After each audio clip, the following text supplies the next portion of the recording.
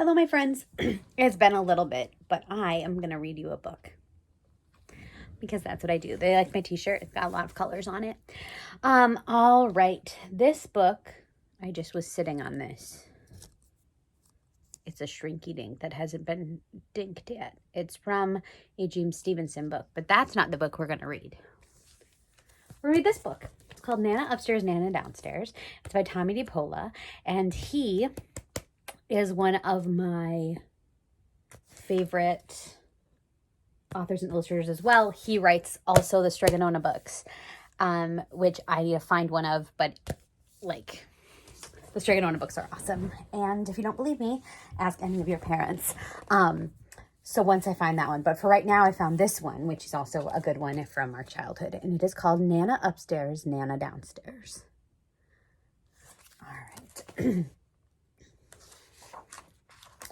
It's got some writing in it, Nana Upstairs, Nana Downstairs. And then here is this. Written and illustrated by Tommy DePola. For all my family, especially those who remember Honora O'Rourke Mock and Alice Mock Downey, Nana Upstairs and Nana Downstairs.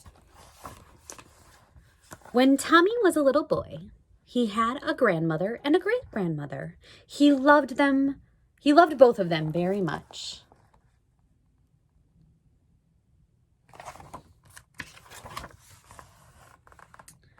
He and his family would go visit every Sunday afternoon. His grandmother would always seem to be standing by the big black stove in the kitchen.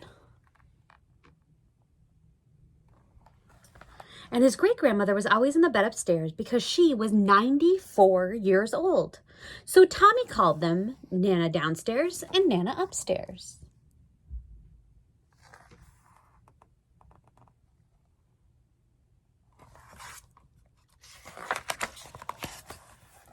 Almost every Sunday was the same. Tommy would run into the house and say hello to Grandfather Tom and Nana Downstairs, and then he would go up the back stairway to the bedroom where Nana Upstairs was. So this is a cool drawing because this is a reflection of his grandma whose bed's right here in the mirror above the dresser. Get some candy, Nana Upstairs would say, and he would open the lid of the sewing box on the dresser, and there would be candy mints.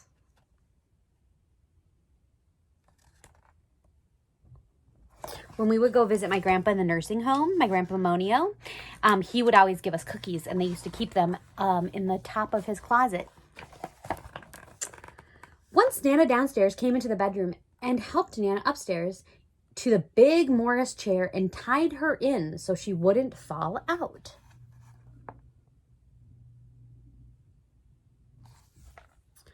Why will Nana Upstairs fall out? Tommy asked.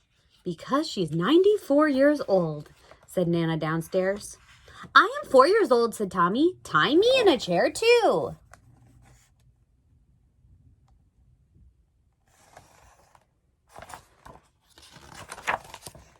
So every Sunday after he found the candy mints in the sewing box on the dresser, Nana Downstairs would come up the back stairway and tie Nana Upstairs and Tommy into their chairs, and they would eat their candies and talk. That is very sweet. Look at how sweet.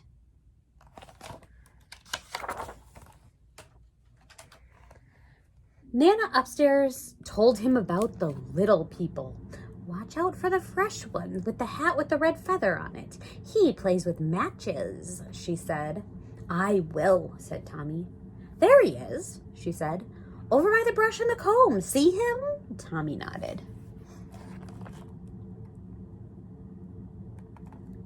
There he is. When Nana Downstairs had finished up her work by the big black stove and baked a cake to eat before Tommy went home, she would come back upstairs. Now, Nana Downstairs would say as she untied Tommy from his chair, we must all take our naps.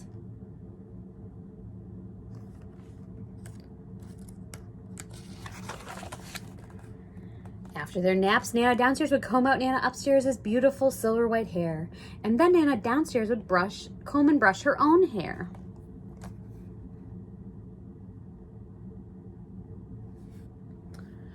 Now make the cow's tail, Tommy would say, and she would twist up her hair and pin it to the top of her head.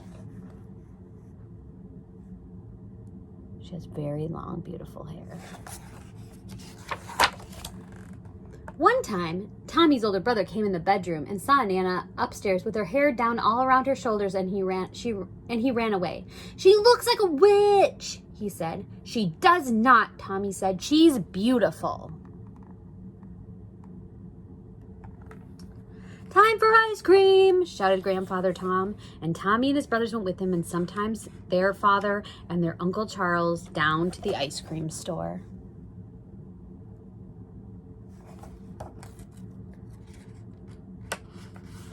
This says OD Foot ice cream candy, but it's all backwards. When they got back, it was time for Nana upstairs to have a snack, and Tommy would help carry the tray of milk and crackers up the back stairway. Once, Tommy's father took movies of the whole family, and he took movies of Nana downstairs and Nana upstairs, and Tommy stood in the middle.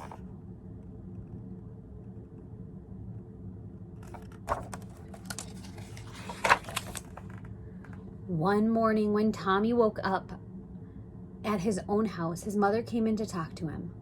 "Nana upstairs died last night," she said. "What's died?" Tommy asked. "Died means that Nana upstairs won't be here anymore," Mother answered. That is very sad.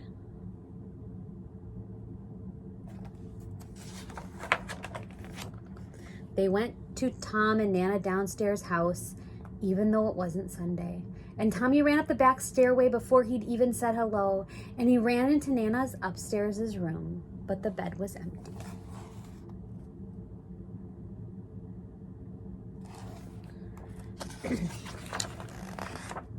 Tommy began to cry. "Won't she ever come back?" he asked. "No, dear," Mother said softly, "except in your memory. She will come back in your memory whenever you think about her." From then on, he called Nana downstairs just plain Nana. A few nights later, Tommy woke up and he looked out his bedroom window at the stars.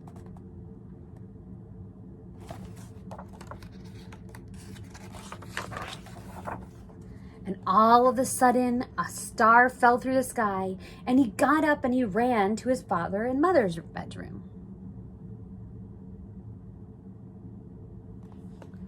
"I just saw a falling star," he said.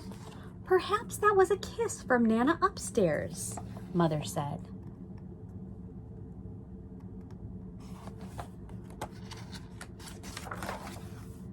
A long time later, when Tommy had grown up, Nana downstairs was old and in bed like Nana upstairs, and then she died too. And one night, when he looked out his bedroom window, Tommy saw another star fall gently through the sky. "Now you are both Nana upstairs," he thought.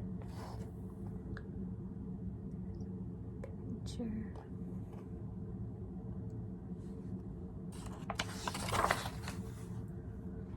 All right.